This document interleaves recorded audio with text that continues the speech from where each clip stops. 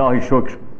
خیلی وقت بود غذای به این توپی نخورده بودیم. دیگه باید ببخشین حاج آقا، مثل دستپخت خونتون نبود. استعداد دارم. مسئلتون بله. حاج آقا، قطب شمال 6 ماه شب 6 ماه روز. عجب. چجوری میشه نماز خوند؟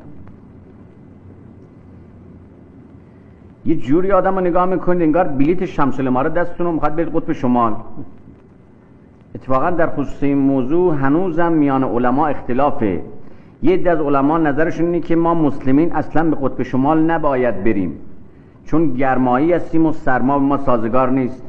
حالا چه کاریه که ما بریم به جایی که خدا نکرده از شدت سرما به لقاء الله بپیوندیم؟ خب حاج آقا ببخشید، با این حساب اگر بین مسلمین و قطب شمال جنگی بشه، تکلیف اون مسلمونی که اسیر میشه چیه؟